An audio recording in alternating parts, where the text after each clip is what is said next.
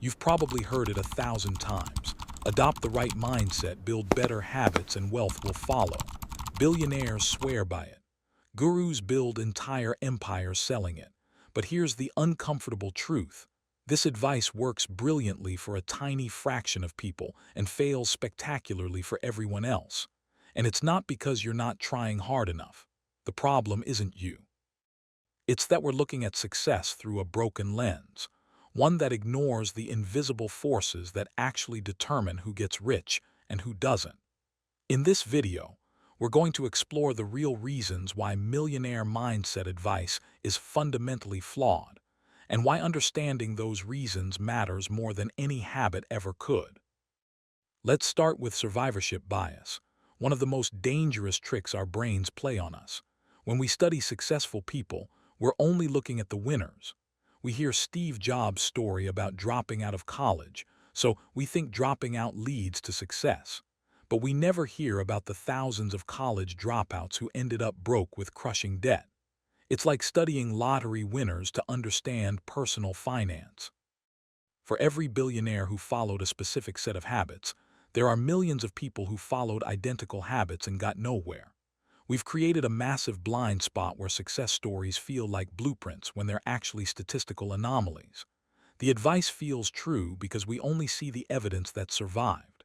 Everyone else, the vast majority who tried and failed, they're invisible. Their stories don't sell courses or fill seminar halls, so we pretend they don't exist. But survivorship bias is only half the story. The deeper issue is structural. Wealth isn't just about mindset, it's about the foundation you're building on. Many ultra-successful people inherited something invisible: generational wealth, a safety net, access to elite education, or the luxury to fail without catastrophic consequences. These aren't habits, they're transformative assets. When your family can pay for your education debt-free, or when you can take a risk that fails and still keep your house, you're playing a fundamentally different game than someone working 3 jobs to survive. The racial wealth gap is a perfect illustration. 78% of white households have higher net worth than the typical black household, a number that's barely budged since legal segregation ended. That's not a mindset problem. That's a structural problem, rooted in decades of exclusion from capital markets and generational disadvantage. Individual willpower cannot overcome systemic inequality. No amount of positive thinking rewires the economy. Here's another critical confusion. Gurus claim that specific habits cause wealth. Read 60 books a year, keep a daily journal, wake up at 5 a.m. These behaviors look like the cause, but they're usually just a symptom. A person with a high-level job and flexible hours can read 60 books a year because that job already provides the income and leisure time. A night shift worker juggling 2 jobs and childcare doesn't lack the willpower to read, they lack the minutes in the day. We're confusing correlation with causation. It's like saying expensive suits cause success because wealthy executives wear them. No, successful executives wear expensive suits because they already succeeded. And then there's the financial advice itself. Gurus often encourage bold moves with high leverage and debt, which is catastrophic for someone without a capital cushion. When a billionaire borrows against assets, they're protected. When an average person takes on that same debt and the market crashes, they lose everything. A margin call doesn't mean refinance for them. It means bankruptcy. The safety net that enables risk-taking for the wealthy is precisely what's missing for everyone else. There's also a psychological cost we rarely discuss. The millionaire mindset industry thrives on toxic positivity, the demand that you stay relentlessly upbeat, suppress authentic emotions, and frame every setback as a learning opportunity. But forcing positivity while ignoring real anxiety or grief doesn't heal you. It pressurizes you. And when success doesn't materialize despite all your effort, the just world fallacy kicks in.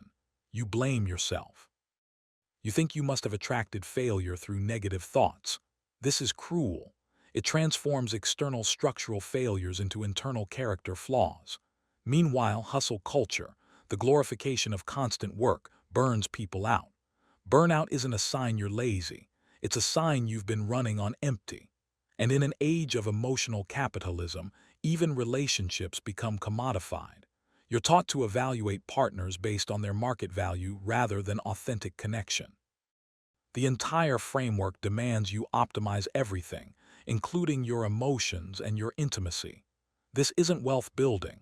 This is suffering dressed up in motivational language. Finally, let's talk about the one variable that gurus deliberately downplay: luck and timing. Academic research shows that timing, entering a market when the technology is mature and the problem is urgent, is often the single most critical variable in success. You can have the perfect mindset, the best habits, the strongest work ethic, but if you're building a product the market doesn't need yet, you'll fail. Individual willpower cannot override external market conditions. Steve Jobs didn't succeed because he woke up at 5 a.m. and visualized success.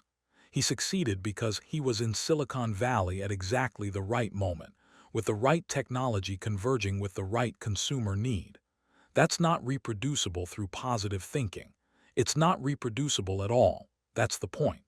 So what should you actually do? Stop looking for a mindset shortcut.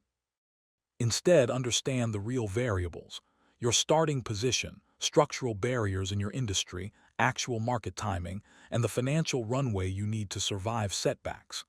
Build systems that work within your constraints, not against them. And give yourself permission to acknowledge that some success is luck, and that's okay. You're not failing because you're not thinking right. You're operating in a system designed to benefit the few.